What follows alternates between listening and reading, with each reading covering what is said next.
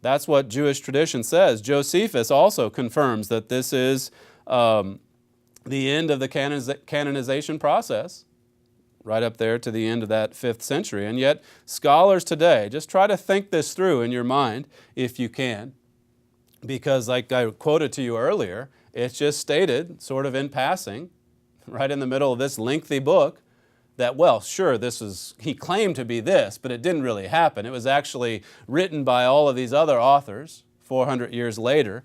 But think about, in saying something like that or maintaining a position like that, what would have had to have happened back at that time period for this book to receive the widespread acceptance that it obviously received, being that it ended up in the Holy Bible. I mean, it ended up in the Old Testament, of all things. This pseudo-Daniel had to have come along hundreds of years after the fact, wrote about all of this history, and as he's writing it, pretending that he was there, pretending that the document was 400 years old, and then, who knows, discovering it maybe in his closet or something, bringing it forward, then somehow or another getting this work canonized, getting this Jewish council, these Jewish priests, Levites, governors that were responsible for the canonization process, to welcome that book right into the canon? How could that have happened? Just like that. Or maybe you could take the differing view, in that it wasn't a surreptitious effort as much as it was this widespread conspiracy. The pseudo-Daniel was in on it, and then the Jewish priests were in on it, the Levites were in on it, the governors were in on it, the Maccabees were in on it, everybody was in on it, and it just somehow landed in the Old Testament and is there to this day.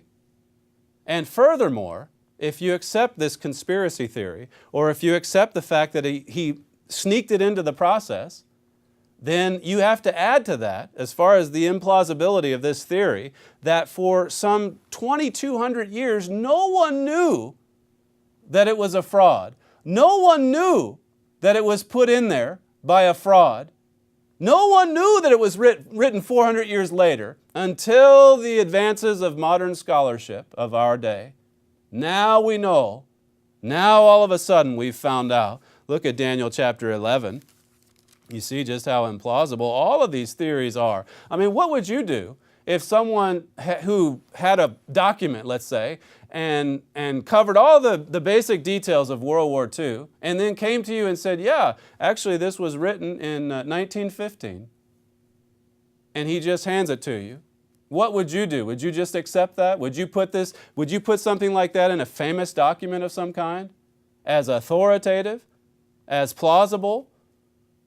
Of course you wouldn't. And they wouldn't have done it back then. The reason why it ended up in the canon of Scripture is because it was written in the 6th century. And when the priests and the Levites and the governors responsible for the canon finished things up, it was in there already. Even before the rise of Alexander's empire, even before his empire split off into those 4 generals, even before all of those hotly contested disputes over Jerusalem transpired. And then, of course, finally, the emergence of the Roman Empire as well. That's discussed in Daniel, too, as we'll see in just a second. Daniel chapter 11, verse 3, it says, "And a mighty king shall stand up and shall rule with great dominion and do according to his will." This is speaking of Alexander the Great, this mighty king who did stand up. He arrived in 334 BC to crush what remained of the Persian Empire, this empire that Daniel had lived partway through. Alexander came on the scene. This is covered in secular sources. A good world history book can get across these details to you. Philip Myers, in his famous history from the early 1900s, noted that once Alexander slew the weak Persian king, that he regarded himself not only as conqueror, but as the successor to the Persian throne. He was the successor. He was the next world empire that Daniel had talked about, the third one in those 4 great empires that Daniel spoke of. Josephus tells us that when Alexander the Great came into Jerusalem, that a copy of the book of Daniel was shown to him, and even he accepted that he fulfilled prophecy. Notice what Josephus wrote. He's a historian. Should we just reject everything he wrote? I'm not saying all of these historians had it absolutely right, whether it was Philip Myers or Josephus in the first century, but are we to assume that modern scholarship has everything right? Just because they say something in passing, like, oh, well, it couldn't have been written then, because then God would have been behind it, you see. Josephus said this in the first century, and when the book of Daniel was showed him, Alexander that is, wherein Daniel declared that one of the Greeks should destroy the empire of the Persians, he supposed that himself was the person intended. And as he was then glad, he dismissed the multitude for the present, but the next day he called them to him and bade them ask what favors they pleased of him. He was actually quite happy, quite satisfied that he was mentioned in prophecy, and treated the Jews fairly well because of it. Verse 4, it says, and when he, speaking of Alexander, when he shall stand up, his kingdom shall be broken, it says, and shall be divided toward the four winds of heaven, and not to his posterity, nor according to his dominion which he ruled. For his kingdom shall be plucked up, even for others beside those. So Alexander's reign was cut short in 323 BC by his untimely death. He died at the age of 32. He died as a young man, and there was no one strong enough to follow after him and to keep the empire united. And it split off into four different parts. Here's what it says in Philip Myers' history. He says, besides minor states, four monarchies rose out of the ruins. Their rulers were Cassander, Lysimachus, Seleucus Nicator, and Ptolemy, who had each assumed the title of king. And notice what Myers says, the great horn was broken, and instead of it came up four notable ones toward the four winds of heaven. Notice that, what he said there at the end of that quote. I mean, he's referring to Daniel 8 and verse 8. This is a historian writing about world history. And he can't deny the fact that this is a fulfillment of what the prophet Daniel, that's what Jesus called him. Note what the prophet Daniel said. Note what the prophet Daniel wrote. If you really want to know about the abomination of desolation, then consider what he said. Consider what's recorded in his book. Here's this historian, Philip Myers, talking about how accurate this prophecy was, written centuries before Alexander's empire rose to the scene and then split apart into those four divisions. Now, of course, approaching this subject from the standpoint of modern scholarship, you have to understand that Myers produced his work in 1904. It's a little bit of an older source. It's almost a little over 100 years old, so it can't be completely reliable, can it?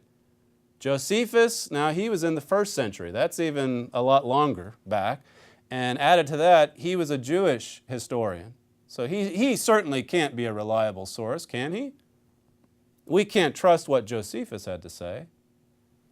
Nor can we trust the Jewish priests or the Levites or the governors responsible for canonizing the Scriptures. Nor should we give much credibility to what Jesus said there in Matthew 24 about the prophet Daniel.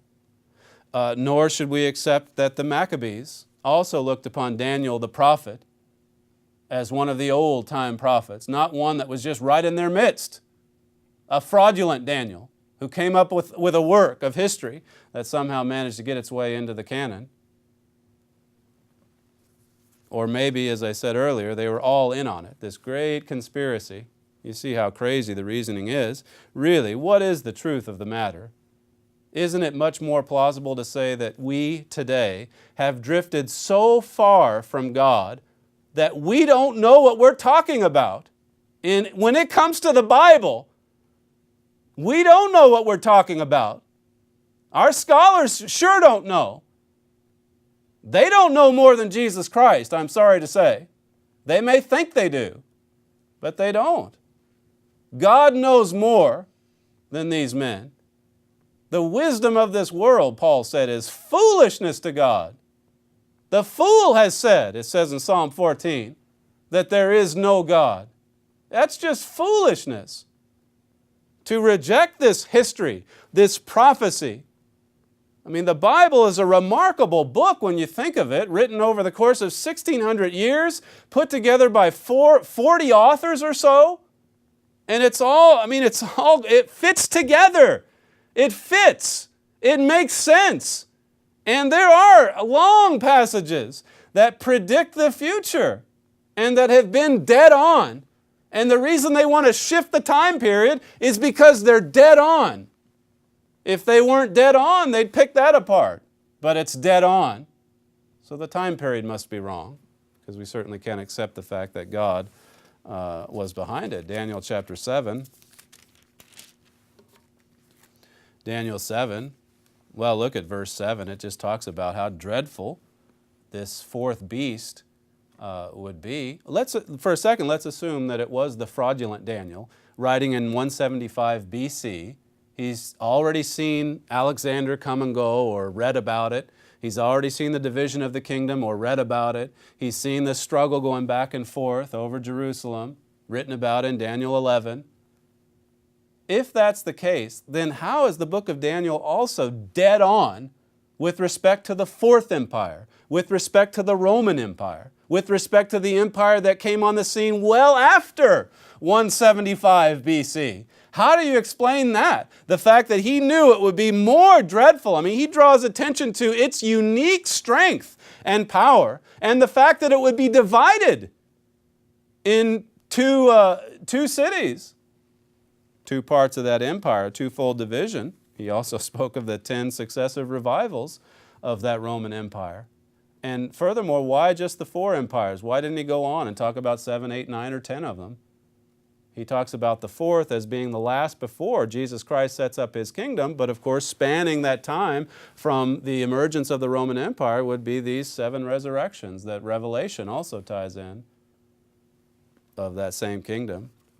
Josephus, here's what he wrote. And indeed it so came to pass that our nation suffered these things under Antiochus Epiphanes, according to Daniel's vision. This is Josephus writing. And what he wrote many years before they came to pass, in the very same manner Daniel also wrote concerning the Roman government, and that our country should be made desolate by them.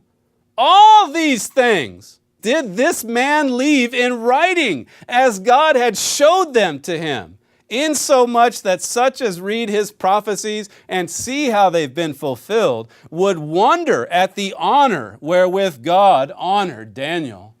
What about what Daniel prophesied in Daniel chapter 9 regarding the arrival of the Messiah, getting it right to the very year? Do you think a fraud writing some crazy history, hoping to sneak it into the canon, would have hit that nail right on the head? That was coming from the prophet Daniel, who lived and wrote in the 6th century. Well, we have so much more that we could talk about, but we just don't have enough time. This handout, however, Understanding Daniel the Prophet, you've got to go to the website right now or call the number on your screen and get your own hard copy if you like. But to continue your study, much of the information that we've covered today is in this lead article, and there's a second article included with it about the meaning of Daniel's name and about the significance of his prophecy. I mean, we've just hit a few high spots here, dealing mainly with the authority behind this book, but what about the book itself? That's a fascinating study, if ever there was one. And together with that, of course, this little booklet that you can get for free, The History and Prophecy of the Middle East, it basically highlights that section that we've referred to today in Daniel 10, 11, and 12, that long vision, that long prophecy that goes on for 2.5 chapters. It's discussed at length, in detail, in this little booklet. Both of these publications are free of charge. There's no cost or obligation. So call the number on your screen, get your own free copies today, or go to the website, thetrumpetdaily.com, to download your copies even today. We thank you for joining us today, and we'll look forward to seeing you again tomorrow morning.